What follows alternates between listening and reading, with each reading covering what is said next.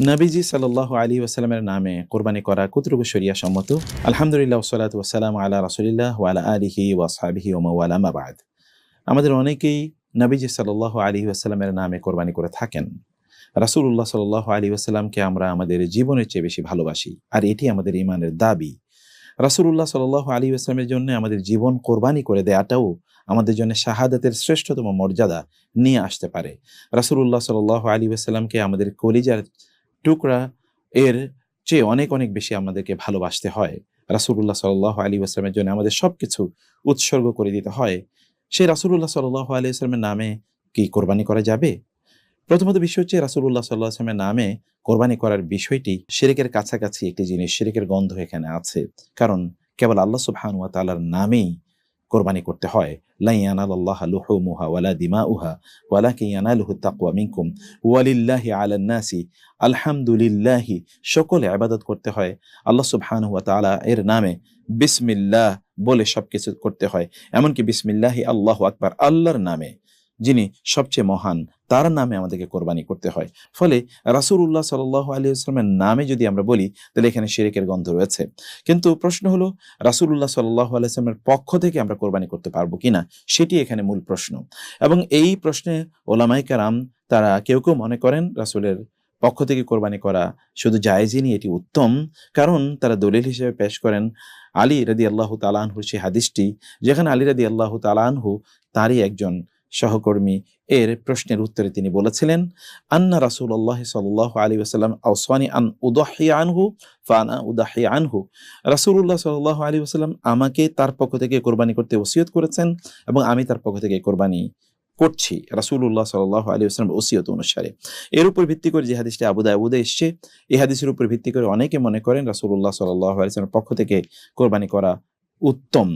আর অধিকাংশের যে বক্তব্য তা হলো যে রাসূলুল্লাহ সাল্লাল্লাহু আলাইহি ওয়াসাল্লামের পক্ষ থেকে কোরবানি করার কোনো প্রয়োজন নেই। কারণ দুটো, একটি হচ্ছে যে হাদিসটি বলা হয়েছে এই হাদিসটি দুর্বল, সনদগতভাবে হাদিসটি দুর্বল, অতএব হাদিসটি গ্রহণ করা যায় না।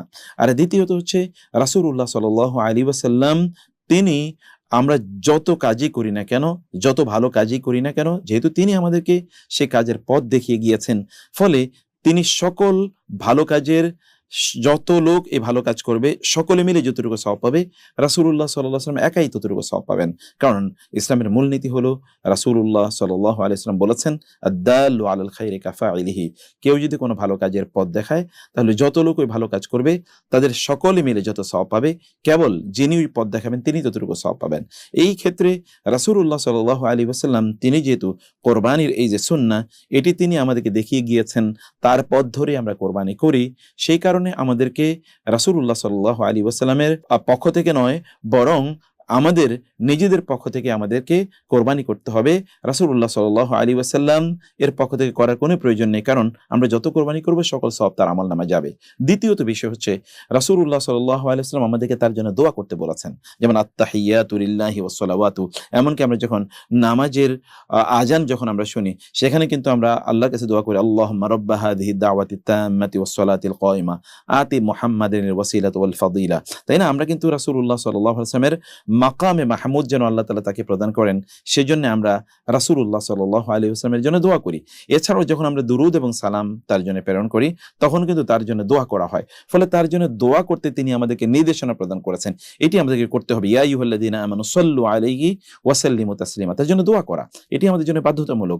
কিন্তু তার পক্ষ থেকে কোনো ইবাদত আমাদের করার কোনো প্রয়োজন নেই, কারণ সেটি আমাদের জন্য করা ফরজও নয় এবং আমাদের জন্য সেগুলো করা সুন্নাহ বা এরকম কোনো কিছু নয়। তাইলে আমরা তার পক্ষ থেকে আসলে না করে বরং আমাদের পরিবারের পক্ষ থেকে কোরবানি করা দরকার। তাতে আমাদের পরিবারের লোকেরা উপকৃত হবে, তারা কল্যাণপ্রাপ্ত হবে। এর কারণে আল্লাহ সুবহানাহু ওয়া তাআলা তাদেরকে দুনিয়া এবং আখিরাতে কল্যাণ প্রদান করবেন। আশা করছি আপনারা বিষয়টি বুঝতে পেরেছেন। আমরা ইমোশনাল জায়গা থেকে না বুঝে শরিয়ার মানদণ্ড থেকে যেন আমরা বিষয়টি বুঝি। আল্লাহ সে তৌফিক দান করুন। আল্লাহুম্মা আমিন। ওয়াসসালামু আলাইকুম ওয়া রাহমাতুল্লাহি ওয়া বারাকাতুহু।